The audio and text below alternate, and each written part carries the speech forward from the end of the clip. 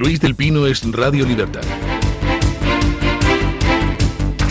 Comenzamos el repaso a las noticias contándoles que continúan las investigaciones sobre el accidente ferroviario en Córdoba con datos sorprendentes. Según publica The Objective, el tramo de Adamuz donde descarriló el tren nunca fue renovado. Según la documentación interna de Adif, ni se sustituyeron los carriles ni se cambiaron las traviesas, pese que el Ministerio de Transportes habló inicialmente de una renovación integral. El carril nuevo más cercano está a unos 5 kilómetros del punto del accidente.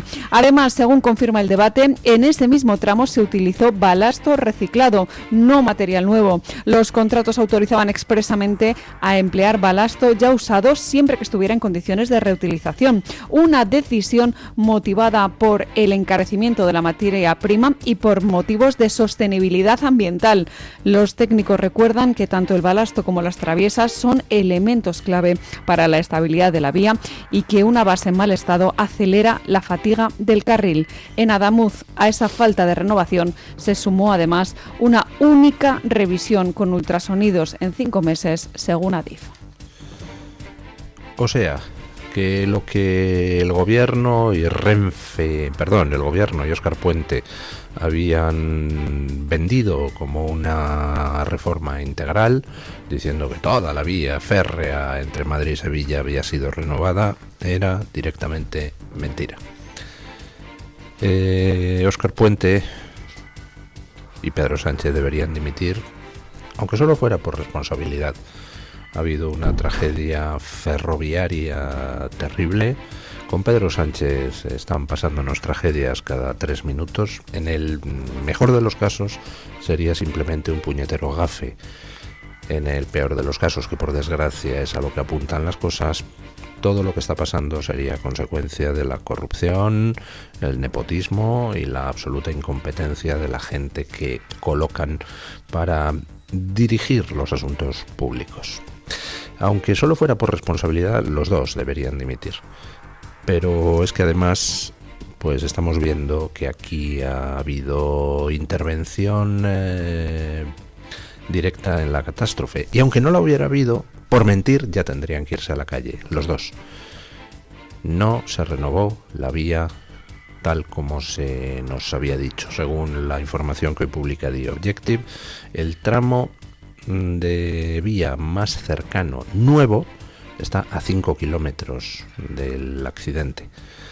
Lo que hicieron fue simplemente cambiar los desvíos, los pasos de una vía a otra, lo que supongo que se controla con los guardaagujas, y entonces a cada lado de ese elemento que incrustaban ahí, pues pusieron un poquito de carril nuevo. El resto seguían siendo los carriles antiguos. Y entre el carril nuevo y los antiguos, pues había que hacer una soldadura que ya hemos visto que en el pliego de prescripciones técnicas de la obra, redactado por Adif, había contradicciones. Y luego veremos algún dato curioso sobre qué pasa con esa soldadura. El caso, el gobierno por responsabilidad debería dimitir, si no por responsabilidad, por mentir, porque han mentido al decir que había habido una renovación integral. No es verdad, es falso. Y en tercer lugar, pues queda esa pregunta de ¿alguien metió la mano en la caja en esa renovación parcial? Estamos viendo que se utilizaron materiales de segunda mano por consideraciones medioambientales. No es que la estafa ecologista sirva para arruinarnos, es que además nos mata. La estafa ecologista ha sido responsable de la mayoría de las muertes en la Dana de Valencia. La estafa ecologista ha sido responsable de las muertes en el apagón. Y parece que la estafa ecologista también es responsable de los 45 muertos en Adamuz.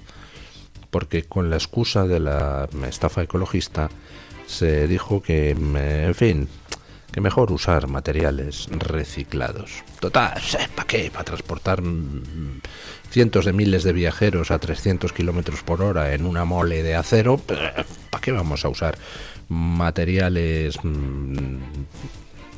de seguridad prioritaria.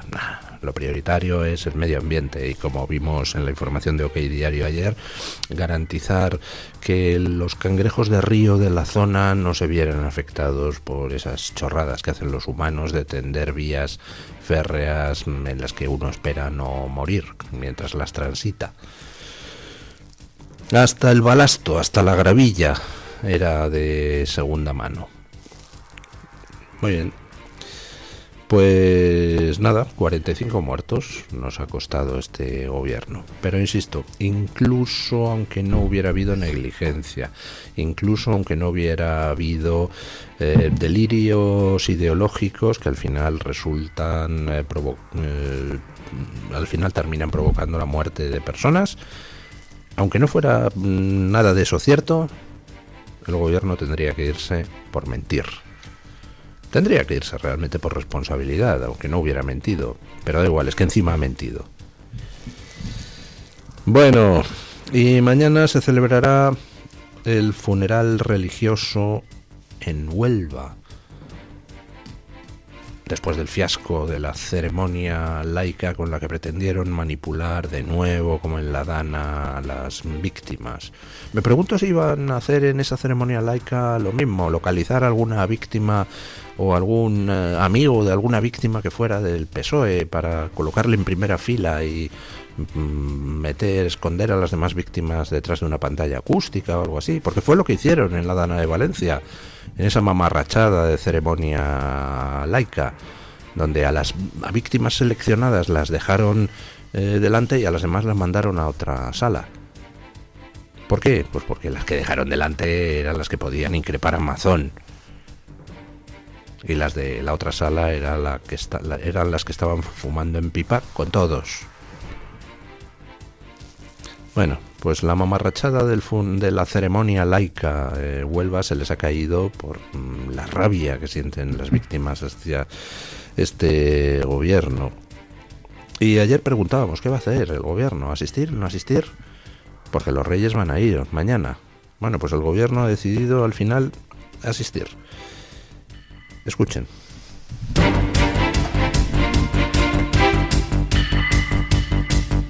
El Gobierno se sumará finalmente al funeral religioso convocado el jueves en Huelva por el Obispado, después de haber suspendido el homenaje de Estado previsto para el sábado. Como saben, la ceremonia laica se pospuso porque muchos familiares no podían asistir y algunos incluso habían expresado su desacuerdo con el formato y con la presencia de miembros del Ejecutivo de Pedro Sánchez. A la misa acudirán los reyes y también la vicepresidenta María Jesús Montero, junto a otros cargos del Gobierno aún por concretar. Desde Moncloa señalan que su intención es la de respetar la voluntad de las víctimas y no molestar, de manera que así explican el cambio de parecer y la cancelación del homenaje laico que se pretendía hacer en Madrid. Por cierto, que respecto al accidente seguimos conociendo datos como que la noche de ese accidente ferroviario en Adamuz, el Gobierno ordenó a una decena de policías que se dieran media vuelta cuando ya acudían a la zona siniestrada. Según publica El Debate, la jefa provincial de la policía había ofrecido en 2 ocasiones enviar a esas unidades que estaban en un partido de fútbol. Sin embargo, los policías recibieron la orden de regresar a Córdoba poco después de salir de ese encuentro deportivo. La instrucción habría partido de la subdelegada del Gobierno en Córdoba y estaría relacionada con un conflicto de competencias entre la Guardia Civil y la Policía Nacional. Desde la propia Guardia Civil aseguran que no rechazaron la colaboración, pero explican que en ese momento se necesitaba priorizar recursos sanitarios y bomberos y así evitar el colapso de las vías de evacuación. O sea, que hay unos policías nacionales encargándose de la seguridad en un partido de fútbol. Cosa evidentemente prioritaria. Reciben la orden de acudir al lugar del siniestro.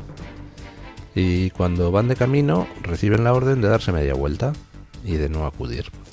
Por motivos de competencia, parece ser. Los responsables de la Guardia Civil, me gustaría saber quién, dijeron que no acudieran. Supongo yo que sería algún mando político de la Guardia Civil el que dijera que no hacían falta policías. En los incendios de este verano hemos visto escenas dantescas, como por ejemplo que los bomberos de una cierta provincia, me parece que era Salamanca, estaban a 5 kilómetros de un incendio, pero como era en Cáceres, pues no podían acudir, porque era una comunidad autónoma distinta. Cuestión de competencias. Aquí resulta que se manda a la policía a ir, digo yo que si se la mandó sería pues para intentar ayudar, y entonces se recibe la orden de que se den media vuelta. Cuestión de competencias. Si en un país las competencias, el reparto de funciones, lo que hace es que al final a la gente no se la atienda como es debido y las emergencias no se traten como se debe, pues está claro que algo funciona mal. Las competencias están precisamente para garantizar responsabilidades y para, bueno, poder atender a la gente y a los sucesos. Cuando esas competencias interfieren con el objetivo, quiere decir que hay algo que está mal diseñado. Supongo yo que en esa zona, pues hombre, tampoco habrá 800.000 guardias civiles destinados. En la zona de Córdoba-Adamuz habrá, pues, oiga, no sé, ¿cuántos guardias civiles? 100, 200. Bueno, pues digo yo que si hubieran tenido más guardias civiles, no habría dicho ningún mando de la Guardia Civil, no me den más guardias civiles para poder aquí hacer algo. Entonces el problema es que no eran guardias civiles, eran policías. Me gustaría saber quién es exactamente dentro de la Guardia Civil el que dijo que no, que ahí la policía no pintaba nada. Me gustaría saberlo. ¿Qué mando? Porque sin saberlo apuntaría a que es político, a que es un mando político, a que es alguien puesto ahí por los políticos para actuar en función de criterios políticos. Porque no me puedo creer que digan que una docena de policías no podían ayudar, no podían echar más manos. Sobre todo teniendo en cuenta que hubo 2 trenes, uno de los cuales se descubrió 1 hora tarde. Sobre todo teniendo en cuenta que ahí había mucho tajo para sacar muertos de los trenes, para tratar de llegar a algunos. Les recuerdo que hasta pasado más de un día no se pudo acceder a los últimos cadáveres y no hacían falta más manos. Pues no sé. No hacía falta intentar controlar un poco las cosas, aunque luego los bomberos se dedicaran a la cosa de cortar hierros. Me gustaría saber cuál es la razón por la cual se rechazó la ayuda de policías. Y supongo yo que las víctimas del accidente también les gustaría saberlo, sobre todo a aquellos que estuvieron en el segundo tren esperando 1 hora a que llegara alguien. Como en La Dana se estuvo esperando 3 días a que llegaran los efectivos de lo que fuera, de la policía, de la Guardia Civil, de bomberos, de lo que fuera. ¿Quién exactamente dio la orden de que los policías se dieran la vuelta? Porque al final quien da la orden, oye no, daros la vuelta, es la subdelegada del gobierno de Sánchez. Pero a ella se lo tuvo que decir alguien y evidentemente no se lo va a decir un mindundi de la Guardia Civil. Oiga, que soy el de la comandancia de Montoro y que no me mande usted, policías. Evidentemente a la subdelegada del gobierno le dan la orden desde arriba. ¿Quién le dio la orden? Bueno, vamos a ver qué pasa mañana en el funeral en Huelva. Pero estamos viendo cómo en toda España está todo que se cae. Ya les dije ayer que no es que de repente desde lo de Adamuz haya empeorado el estado de las infraestructuras, porque es que no hay día que no tengamos noticia de un nuevo accidente, de una nueva incidencia grave. No es que hayan empeorado de un día para otro las infraestructuras, es que todo eso ya estaba pasando y no llegaba a los titulares. Solo llegaba en la mayoría de los casos por sus consecuencias indirectas. como no había muertos, pues se derrumba no sé qué, interrumpe la vía y eso no llega al titular. Lo que sí llegaba es que 300 kilómetros atrás pues se interrumpía la circulación de trenes por ese tramo. Y eso sí, hemos estado viendo más de un año los colapsos en Chamartín, en otras estaciones de tren de España. Pero vamos, que estas cosas estaban pasando y simplemente los informes que hacían, por ejemplo, los maquinistas llegaban a Adif y ni puñetero caso. Nadie se molestaba ni siquiera en responder. Bueno, ayer en Galicia se repite el accidente de Lleida, en Cataluña. Se cae un muro sobre el tren. Afortunadamente, esta vez sin muertos. En Cataluña murió el maquinista. Escuchen. Tal y como les estamos contando, hemos conocido que una Alvia de Renfe que viajaba en el trayecto entre Barcelona y Galicia chocó contra un talud desprendido a la altura del apeadeiro de Efregueiro, en Lugo.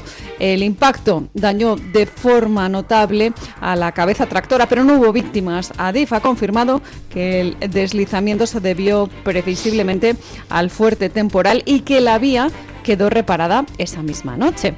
El incidente recuerda lógicamente al accidente mortal de Rodalies, las cercanías catalanas, que ocurrió 6 días antes en Gelida, en Barcelona, donde un maquinista en prácticas falleció tras el derrumbe de un muro de contención. La CIAF, que investiga ahora, está verificando si los sistemas de alerta temprana fallaron en el caso de Lugo y por qué no hubo aviso al maquinista de que la vía estaba bloqueada. Los técnicos también analizan si el talud cayó únicamente por las lluvias o si realmente presentaba problemas previos. Adif subraya que este punto no estaba catalogado como zona peligrosa, en un contexto donde, como saben, el estado de conservación de las infraestructuras ferroviarias sigue siendo cuestionado tras los últimos accidentes. Las vías férreas tienen la curiosa costumbre de necesitar ser más o menos planas. Es decir, los trenes tienen una pendiente máxima por la que pueden circular, tanto de bajada como de subida. Si tú pones una vía a 45 grados, no hay tren que suba. Tienen que tener, en fin, una cierta tendencia horizontal, ¿verdad? Lo cual impide que las vías suban y bajen en curvas inverosímiles. Por eso se hacen puentes. Si hay un río, viene una vía, hay que cruzarlo, pues oiga, se hace un puente y entonces la vía continúa de forma más o menos horizontal, pasando sobre el río. Imaginen que alguien hace mal el puente y se cae. ¿De quién es responsabilidad? Evidentemente del gestor de las infraestructuras ferroviarias, bien porque lo haya hecho él, bien porque lo haya subcontratado y no lo haya verificado adecuadamente. Si el puente se cae por un fenómeno climatológico, hay una crecida en el río, hay unas lluvias torrenciales y el puente ¡bum!, se cae. ¿Qué diríamos? Que el puente está mal diseñado, ¿verdad? Mal diseñado o mal mantenido. Y por tanto la responsabilidad sería del gestor de las infraestructuras ferroviarias, ¿verdad? Está claro, no creo que nadie tenga duda de que si un puente en una vía férrea se cae, bien porque está mal diseñado o porque hay incidencias meteorológicas, pues lógicamente la responsabilidad es del gestor de infraestructuras ferroviarias, ¿verdad? Bueno, pues cuando en vez de pasar sobre una vaguada o sobre un río y construir un puente, lo que hay que hacer es que la vía atraviese una zona elevada. ¿Qué es lo que se hace? Pues o se hace un túnel o se excava y se hacen taludes a los lados, ¿verdad? Y si esos taludes o ese túnel se derrumban porque están mal diseñados o por incidencias climatológicas, estamos exactamente en el mismo caso que si se cae un puente por estar mal diseñado o por incidencias climatológicas. La responsabilidad es del gestor de las infraestructuras ferroviarias, igual que no consentiríamos que mantuvieran mal un puente precisamente para que no llegue a romperse, tampoco podemos consentir que se mantenga mal un talud, porque es el mismo caso, pero a la inversa. Estamos viendo que los taludes se caen a pedazos en toda España. Dicen, no, es que está lloviendo mucho. ¿Y? Es que precisamente su misión, la del gestor de infraestructuras ferroviarias, es garantizar que el talud no se caiga aunque llueva mucho. Que el puente no se derrumbe aunque llueva, que el túnel no se derrumbe aunque llueva mucho. Bueno, pues aquí se caen piedras del techo de los túneles, los taludes se vienen abajo. ¿Dónde ha estado yendo el dinero para mantenimiento de las vías férreas? ¿A dónde se lo han llevado? ¿Por qué no han invertido lo necesario para garantizar que no se vayan cayendo piedras al paso de los trenes? O si han invertido lo necesario, ¿a dónde ha ido esa inversión? ¿A qué bolsillo privado o a qué club de pilinguis?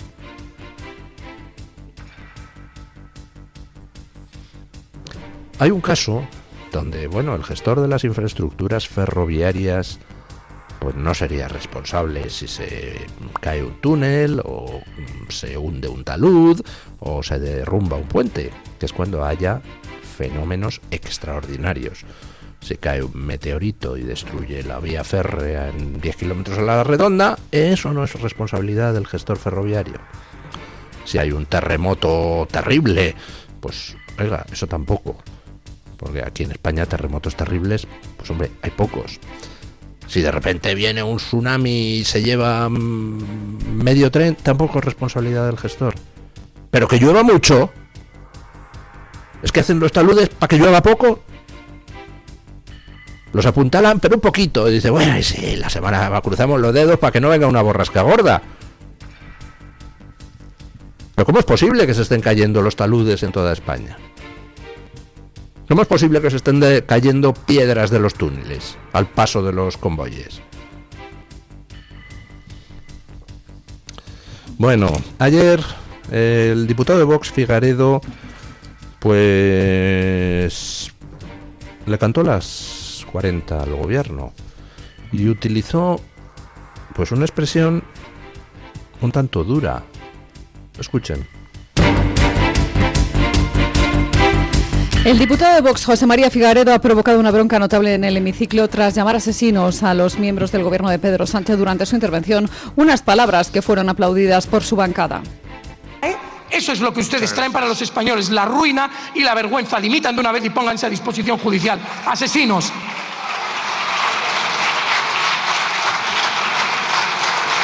Señor Figaredo, un momento, señor Figaredo. Un momento.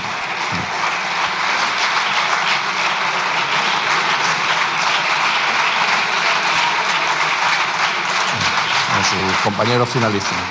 Un segundo.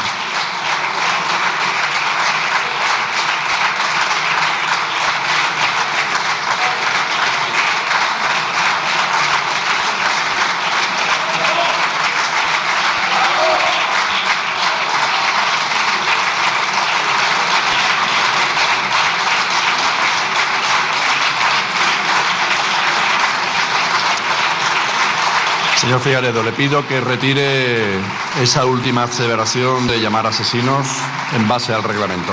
Si no, le tendré que llamar al orden. Dígame sí o no, simplemente, por favor. La corrupción... Señoría. Será retirada del diario de sesiones y le llamo al orden por primera vez. Tal y como escuchábamos, el vicepresidente del Congreso, el socialista Alfonso Rodríguez Gómez de Celis, le ha pedido que retirara ese término, advirtiéndole de no hacerlo sería llamado al orden. Figaredo no ha rectificado y ha seguido hablando de corrupción, aunque ya sin micrófono. Y finalmente Gómez de Celis ha anunciado que la expresión va a ser retirada del diario de sesiones y ha llamado al orden al diputado de Vox, tal y como recoge el reglamento de la Cámara. El otro día, bueno, estamos escuchándolo todos estos días cuando entrevistan a víctimas del accidente de Adamuz, que muchas de ellas utilizan esa expresión, asesinos, para referirse al gobierno. Como ya he dicho, técnicamente hablando, no lo son. Un asesinato tiene unas connotaciones legales muy claras. Asesinato es matar premeditadamente a alguien, matar a alguien con un determinado fin. Cuando tú matas a alguien porque se han dado así las circunstancias de una manera no premeditada, pues eso es un homicidio, que puede ser doloso o no doloso. Cuando tú, por ejemplo, yo qué sé, tienes una discusión de tráfico, te calientas, sales del coche y matas a un señor, eso no es un asesinato, eso es un homicidio.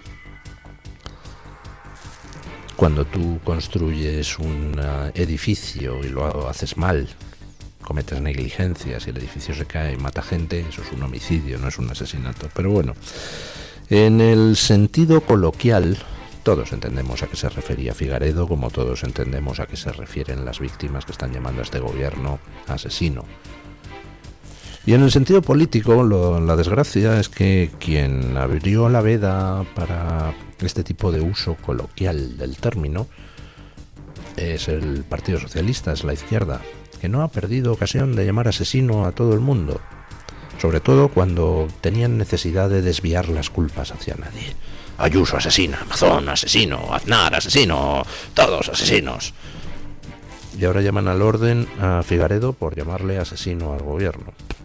Bueno, le llame al orden lo que quiera el señor Gómez de Celis, el socialista que fungía de presidente del Congreso ayer. Ayer en el Congreso el gobierno sufrió otra derrota, la primera gorda de este año. Rechazado el decreto ómnibus, esa especie de chantaje con el que pretendía Sánchez que se aprobara la revalorización de las pensiones, pero a cambio de prorrogar las inquiocupaciones. Escuchen.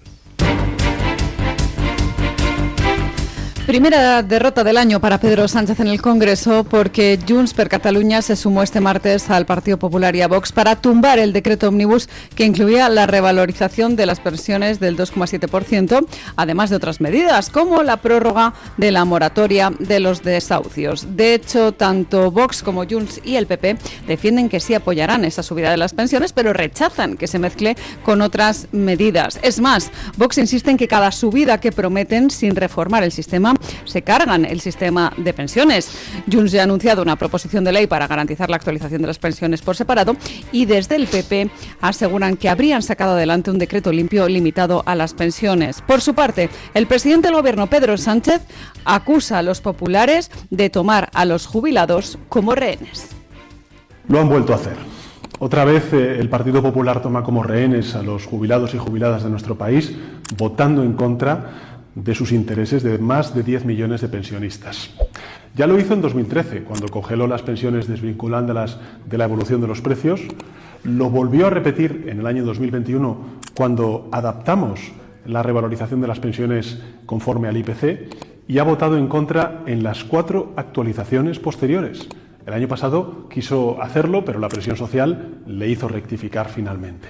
Quizás pienses que a ti esto no te afecta directamente, pero piensa en tu abuelo, en tu abuela, quizá en tu madre, en tu padre, que podría perder más de 500 euros al año. Es de justicia que quienes han dedicado su vida a construir este país tengan pensiones dignas. Pero os puedo asegurar una cosa, frente a quienes bloquean los avances, vamos a pelear para que las pensiones sigan subiendo y proteger así la dignidad de nuestros mayores. ¿Cuánto podrían haber subido las pensiones si no hubierais robado lo que habéis robado y no os hubierais gastado el dinero en putas, sin vergüenza? Si querías subir las pensiones a los jubilados, ¿por qué no presentas un decreto específico para eso? ¿Por qué metes ahí lo de las inquiocupaciones? Lo has dicho tú mismo en tu intervención, sin vergüenza. Que el año pasado el PP quiso votar en contra, pero que al final la presión social... No, la presión mediática. Porque como te gastas el dinero que debería ir a los jubilados en comprar medios de comunicación y untar periodistas, pues entonces tus campañas de marketing hasta ahora funcionaban, ahora ya no. Ahora se te ha acabado el chollo. Y afortunadamente el PP ayer hizo lo correcto. que es rechazar un decreto donde estabas de nuevo prorrogando la barra libre para que sinvergüenzas de todo tipo se dediquen a vivir gratis en casas que no son suyas, fastidiando a muchísimos pequeños propietarios que tienen con el alquiler de esa casa que se han podido comprar con los ahorros de su vida, pues un complemento a su pensión. Tú eres, sinvergüenza, el que estás fastidiando la vida a muchísimos jubilados, porque en este país la inversión en casas ha sido tradicionalmente una especie de seguro de jubilación que la gente hacía. Te comprabas con tus ahorros una casa y dices, bueno, y luego que me quede una pensión basurienta, pues por lo menos complemento con lo que saque de alquiler. Pues ahora ya ni eso a muchísima gente, porque tú estás prorrogando desde hace años las inquiocupaciones y el PP hasta el año pasado, pues ahí, ayudando a prorrogar las inquiocupaciones. Menos mal que este año ya han rectificado, y menos mal que ayer se atrevieron a votar en contra. Esperemos, no, esta vez no creo que se arrepientan, no creo que vayan a caer otra vez en la del año pasado, por la sencilla razón de que el clima de opinión ya ha cambiado, y el clima mediático también. Y ya todo el mundo ve que te queda muy poco tiempo en Moncloa, y que por tanto, pues ya bailarte el agua ya no es tan rentable, porque no va a servir de nada y desacredita a quien lo haga. Así que esta vez tu chantaje asqueroso, sin vergüenza, no ha funcionado. Ni va a funcionar. Y lo que hace al revés es desnudarte a ti, que eres tan canalla y te importan tan poco los jubilados, que metes la revalorización de las pensiones con lo de las inquiocupaciones para así forzar a que voten a favor. Pues no te ha funcionado el chantaje. Respeta a los jubilados. Saca un decreto con la revalorización de las pensiones, eso solo, para que salga adelante. Deja de meter tu mierda ahí, para intentar colarlo, aprovechándote de los jubilados. ¿No te da vergüenza? Vamos con don Santiago Hospital para que nos cuente qué trae hoy Voz Media en portada. Buenos días, don Santiago. Muy buen miércoles, amigos de Radio Libertad. Os contamos hoy en Voz.us las últimas actualizaciones sobre las operaciones migratorias de la administración Trump en Minnesota. El presidente Trump eligió un tono más conciliador con los demócratas, enviando a su zar de la frontera, Tom Homan, a reunirse con el gobernador de Minnesota, el demócrata Tim Walz. Trump también respaldó el trabajo de su secretaria de Seguridad Nacional, Kristi Noem. Noem es la encargada de llevar a cabo la política de deportaciones del presidente. Tras la muerte de un segundo manifestante mientras protestaba contra las redadas migratorias, altos cargos demócratas salieron en tropel a pedir la renuncia de Noem. El presidente Trump confirmó en las últimas horas que la exgobernadora seguirá formando parte de su gabinete. Además, os contamos hoy que Google pagará $68 millones para resolver una demanda colectiva. El gigante tecnológico había sido acusado de grabar en secreto conversaciones de sus clientes a través de su asistente de voz.